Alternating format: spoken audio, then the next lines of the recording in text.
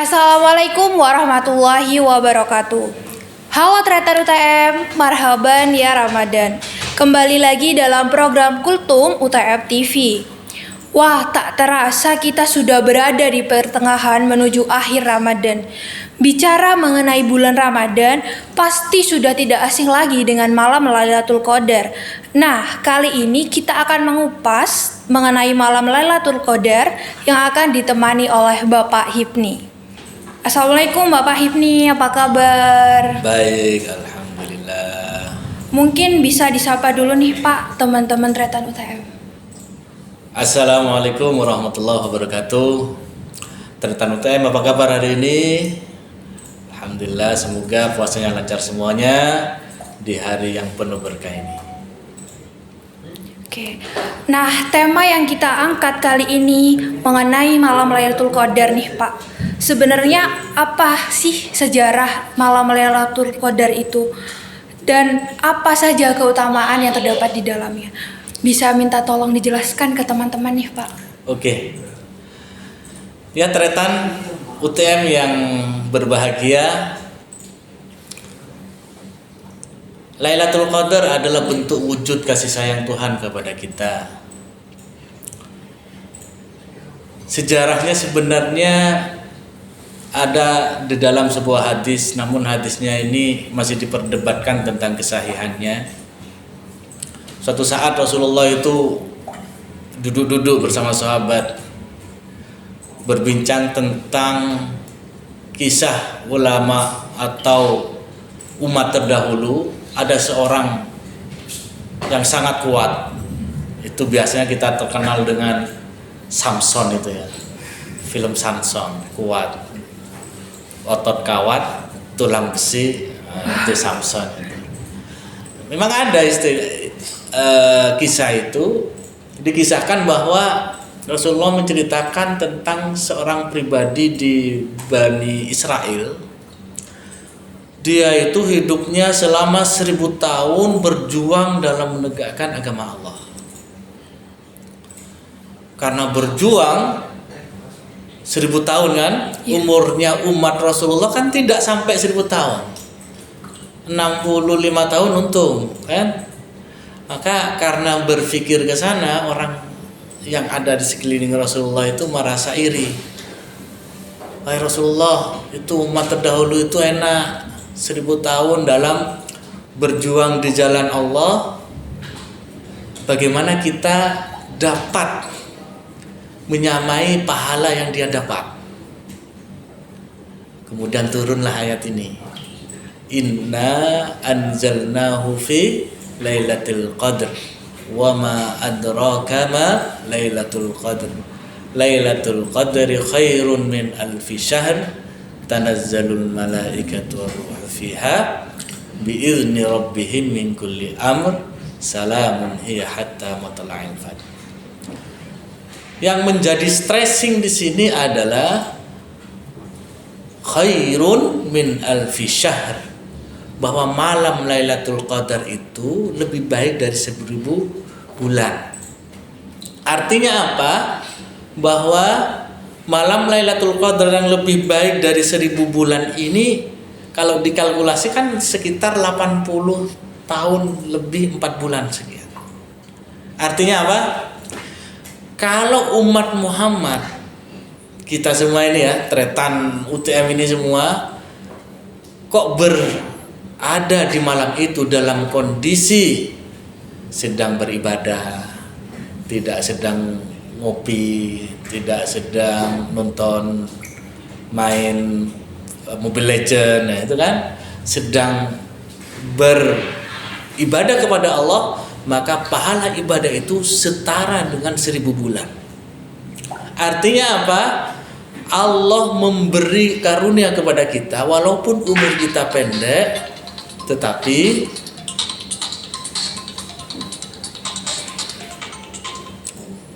tetapi diberi karunia oleh Allah, satu kali malam saja melebihi dari 1000 bulan.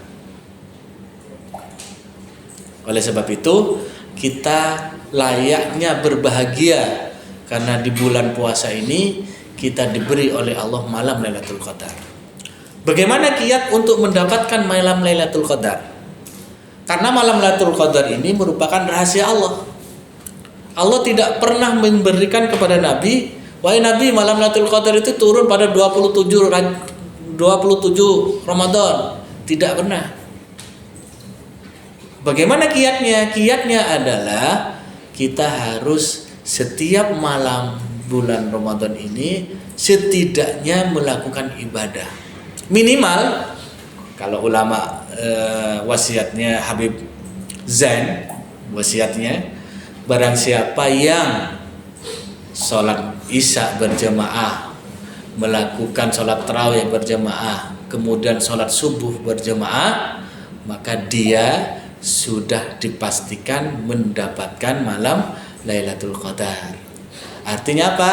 1 bulan penuh kita diharapkan untuk jamaah isya, tarawih dan subuh, kita pasti di sana mendapatkan malam Lailatul Qadar. Apa itu malam Lailatul Qadar? Malam Lailatul Qadar adalah sebuah malam yang Allah menentukan. Apa yang tentukan? Kebaikan orang mukmin pada malam itu ditentukan. Kalau kita baik di malam itu, insya Allah kita akan terus baik. Sebaliknya, kalau kita tidak baik di malam itu, ya kita tidak akan mendapatkan keberkahan, anugerah yang Allah berikan, janjikan di malam Lailatul Qadar ini. Bahkan tretan UTM yang saya muliakan, ada sebuah hadis ini yang mengatakan begini, man qama lailatal qadri ghufira lahu ma taqaddam wa man shoma ramadhana imanan wa ihtisaban ghufira lahu ma taqaddam. Barang siapa yang bangun malam, artinya bangun dalam beribadah dari maghrib. Jadi Lailatul Qadar itu hitungannya dari maghrib sampai subuh.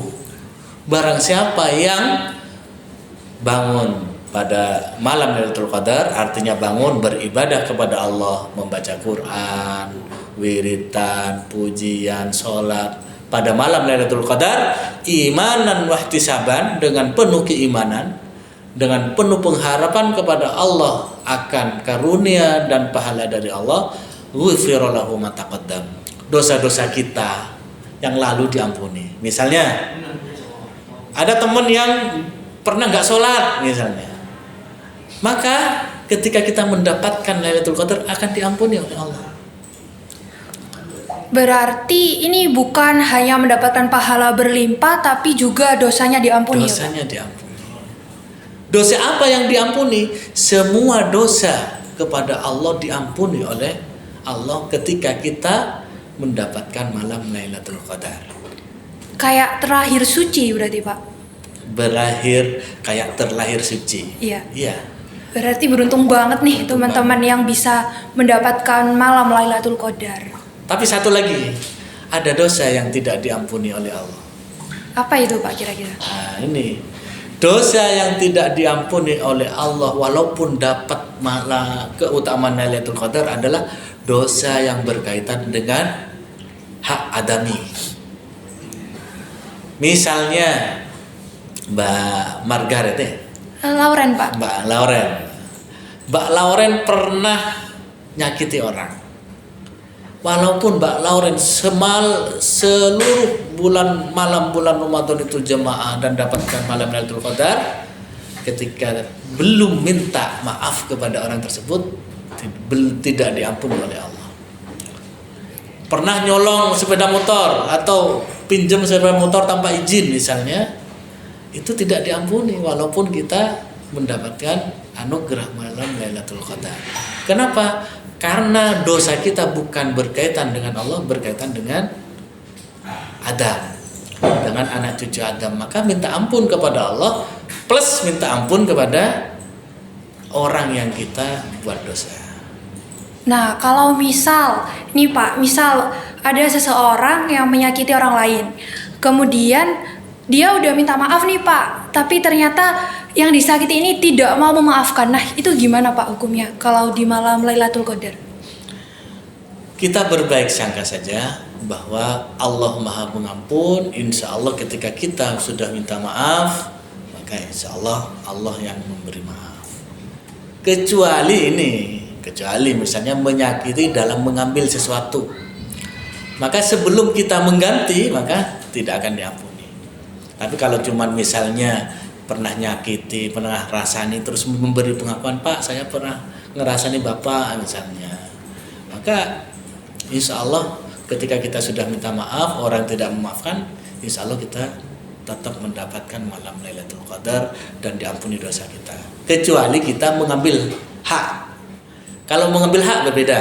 Mengambil HP misalnya, HP-nya harus kita kembalikan dulu, baru insya Allah kita diampuni. Begitu. Iya.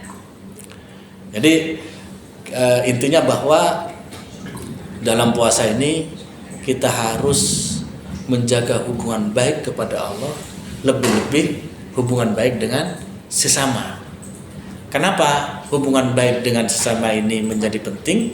Karena makna daripada malam Lailatul Qadar secara khusus dan makna bulan Ramadan secara umum itu bergantung hubungan kita dengan sesama. Kalau hubungan kita dengan sesama baik, maka kita dapat memaknai Ramadan dengan baik dan pahala kita akan dapat di bulan Ramadan itu. Baik Bapak. Nah, setelah penjelasan Bapak tadi yang sangat bermanfaat nih bagi kita, ternyata masih ada nih Bapak pertanyaan dari teman-teman Tretan tentang malam Lailatul Qadar. Yaitu, apakah ada tanda-tanda ketika malam Lailatul Qadar itu datang dan bagaimana caranya agar kita dapat menghidupkan kebaikan di malam-malam Lailatul Qadar tersebut? Iya. Tanda datangnya malam Lailatul Qadar yang didasarkan pada hadis atau nas Al-Quran tidak ada. Tetapi berdasarkan kepada ijtihad ulama ada. Misalnya ulama mengatakan kalau malam Lailatul Qadar maka cuaca sedang, tidak terlalu dingin, tidak terlalu panas. Gitu contoh-contohnya. Terus paginya matahari bersinar redup, tidak terlalu panas tapi enak, di antara tanda-tandanya itu.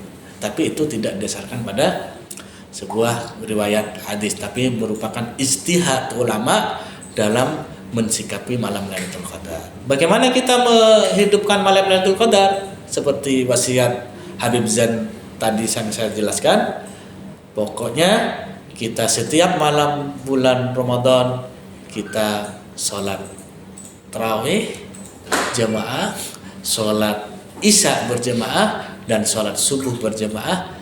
Insya Allah kita sudah mendapatkan malam Lailatul Qadar. Walaupun kita tidak merasakannya, karena malam Lailatul Qadar pasti turun di salah satu malam bulan Ramadan. Kalau kita seluruh malam bulan Ramadan sudah tarawih, sudah sholat berjamaah, sholat subuh berjamaah, kita sudah mengambil hak yang penuh terkait dengan keutamaan bulan Ramadan, malam Lailatul Qadar gitu.